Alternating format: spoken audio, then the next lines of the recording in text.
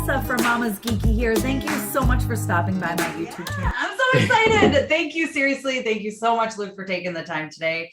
Of course. I'm super excited to dive into this. So being a character in the show and then going to the video game, can you talk about that? Yeah, so it was like such a big surprise for me because, you know, being on the show was already such a great honor to be part of such a huge franchise. And then when I found out that they were making a video game, I was like, what?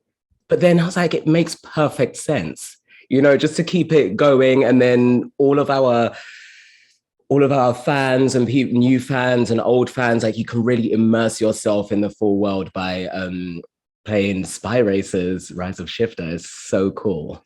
It's so cool. I mean, we're a big gaming family. I grew up on video games. So yeah, now with two girls, I'm like, all right, let's all play video games like crazy. Right.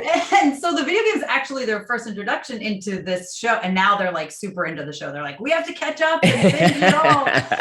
So they've become really big fans. And it's kind of exciting because I feel like this is a good introduction to the franchise for kids because the movies are a little, I mean, they got to be a little bit older, really, to be able to get into them, I think. Yeah. Right. Yeah, I totally agree. And I think it was really smart on DreamWorks side and Universal for them to expand the brand in that way. Because all of us, like, we like really cool cars and, you know, driving fast sometimes when maybe you're not supposed to. And yeah, just that full excitement. And I remember myself as a child seeing you know, like action movies or playing video games and really wanting to be the characters in those places. And that's what's so great about Spy Racers is that you can really see yourself in each of, you know, like in one of them, like you can connect to at least one of us.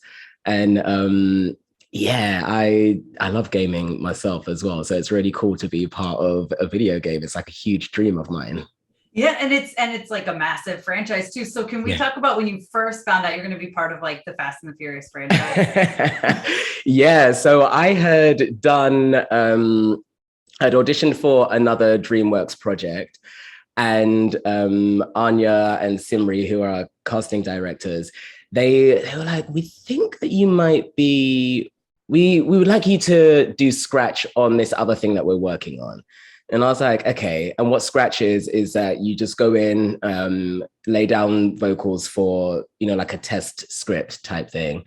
And they were like, yeah, we think you might be right for one of the roles in that, just to do scratch. And I was like, okay, cool. Sounds great. And sure, why not? So after signing a million NDAs, I arrive at DreamWorks.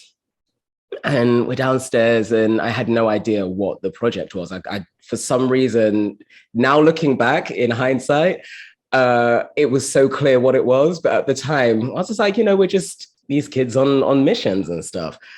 And they were like, Luke, it's Fast and Furious. I was like, oh my goodness. Like, what? And so I knew that it was going to be developed into a real thing, but like you never like fully know. But I was just like, if it's Fast and Furious, it's going to happen, right? And so it was cool because one of my best friends, Natalie Emmanuel, is actually in the movies, and so she plays a character called Ramsey, who's quite similar to Frostee actually, in the sense that, you know, a tech genius, as it were. And so, so yeah, we do the scratch and it's fun and funny and have a really great time. And then the audition, like the official audition comes around to, for the role of Frostee. And I was like, I need to get this. I have to get this. I need to be a part of this thing. It's going to be epic. And I auditioned and I got it. And I was just blown away by how much bigger it was than what I was expecting, because going into it, we didn't see any of the visuals or knew where the storyline was going to take us. And it is just like the movies, but the TV show and the video game is such a feast for the eyes. It's just a huge spectacle. And yeah, I'm still blown away that I get to be a part of another huge franchise. I don't know what I've done in my previous lives to deserve this. But it's just so cool, and definitely gives me some bragging rights. Oh, for sure. I mean, that's just so cool to be like, oh, I was in this and this and this and this. And it's like all like epic, amazing things. Like going through your IMDb is like, this guy's in everything. Community is one of my favorite shows. I was telling my husband, he's like, you have to go pop, pop. I'm like, no, that's so embarrassing, but I really want to do it. Yes, exactly. I'm like, I know this guy from so many things. It's just amazing. It's got to feel just incredible because you've been doing this a long time too. Yeah, I've been in the industry now I'm 35, so like almost 3 decades. I started when I was about 6, and it's been quite consistent, which has been nice. And everything that I've been a part of has just been like a really cool and fun project. And I don't ever, luckily I have the pleasure and the privilege to work on things that I really enjoy working on. But I feel that when we're working, it shouldn't feel like work. And working on Spy Racers, it really hasn't ever felt like that. I've never gone into the studio being like, oh my God, I don't want to be. It's like, no, this is such a cool gig. Get to work with some really amazing actors and voice actors. And we're just astounded by what we see when it comes out, months or years later sometimes, because it takes so long for them to animate this stuff because it's such a huge show. And then again, with the video game too, it's like, what's it going to be like? And it really takes all of those elements from the show and just heightens them in such an epic way. Yeah, well, so I'm trying to figure out when you go from like the show to the video game, right? Do you have like an actual script that you read? Or is it more like just a whole bunch of lines all over the place? How does that work? So sometimes with this, we got the general story of what the game was going to be, and then they give us like the script for our scenes, like within the game. And so some of them might just be like random lines, but it's mainly scenes. So what it is that you're gonna say and who you're talking to. And then that allows you to hit it like with the right inflections and things like that. And our great voice directors always help us out in that sense, because sometimes you're not able to record with the other actors.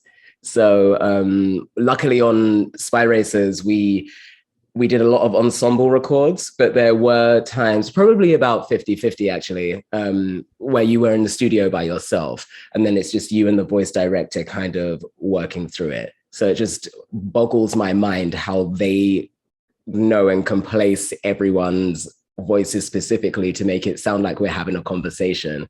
Because when you play the game or when you watch the show, it doesn't feel like we were in separate rooms or recording sometimes maybe even like weeks apart. I know, it's so crazy to think about because it feels like you're just watching people have a conversation, and then to think about you could have been all alone in a booth recording it, especially during the pandemic and everything. I'm sure that put a damper on things.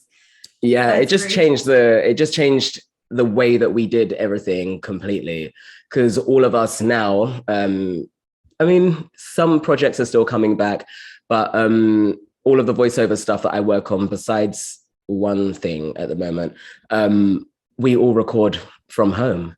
So I had to like build a studio in the closet and like soundproof it. And especially through the summer, everyone's in their studios just sweating buckets because there's no AC inside. But you're working it out. And then a lot of the things that we get to see on screen, like I remember a lot of the episodes for Spy Racers, I'm watching it and I'm thinking, man, this is wild that I remember I was at home recording this via Zoom. That's so crazy. It's so nuts. Like I tell you, good thing we have technology, right? To get us through this, because I can't even imagine years ago if we had to go through something like this. No way. Absolutely no way. Stuff would have been shut down. It's insane. So is there a lot of like improvising in the show and the video game, or is it more like basically sticking to the script? we stick quite close to the script, but there are moments. So like if we need to react to something in terms of like we're being very jubilant or like excited, oh my, we won the race. And so they'd be like, okay, you won the race and go. And you're like, oh, hey, Tony, good job. Like, you just do, you just kind of make up your own things in that space. But we've got such amazing writers. So we don't ever need or really want to deviate from what they've written because it's really funny and just good and feels natural rolling off the tongue. Yeah, well, it's a lot of fun. The show's so fun. Yeah, it is really great. And and we do a lot of, I guess, improvisation within the words. So we might like put emphasis on the end of the sentence or the beginning of it, or it's just like, okay, we need to make this more, all right, I want to make it more funny, and then I'll deliver it in this way. And I can see the producers and the writers and voice director might not have been expecting me to do that. But when I know that they're laughing on the other side of the glass or the other side of the camera, that I've nailed it. So yeah, we get to play within that world of things. Oh, that's fun. That's good. And it all goes down to the talent, right? Like you've been doing this for so long that I guess, sure, I'll take that compliment. Exactly. But it really is like a team. It really is a team thing, like that a lot of people don't understand, particularly in animation, because it takes so long. And seeing a project through from beginning to end just requires,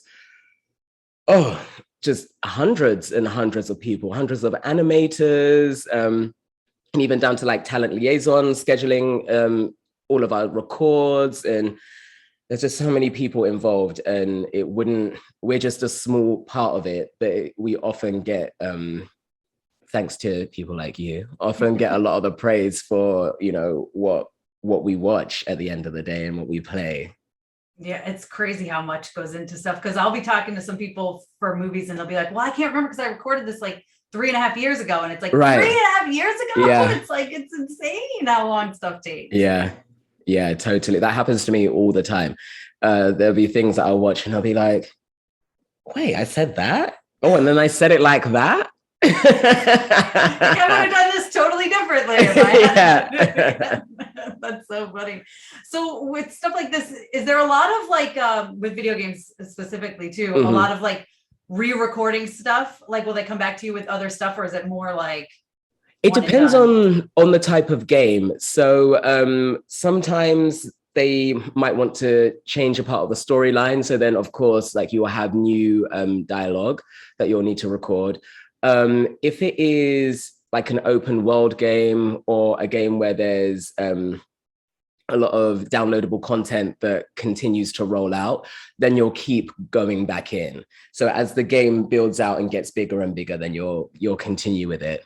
But yeah, sometimes when they want to fine tune it, they're really close to having like the entire script down and the story is right, but they just, okay, we just need to snip back in for this little line to perfect it. So yeah, sometimes you'll go back in and record extra things.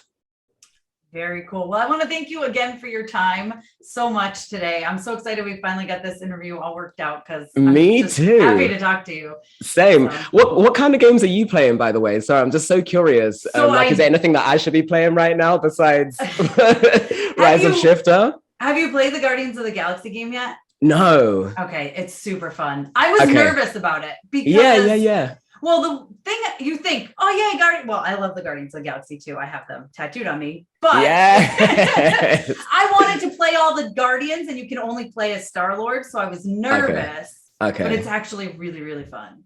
All right, I'm gonna have to check it out. It's fun. You'll have to check it out. It's really fun. From one gamer to another, it's a lot of fun. Yeah, totally. Okay, awesome. I think that's my my Thanksgiving and holidays taken care of. It's the best time to play. Like that's what I do during. I'm like, break. I can play video games. Completely.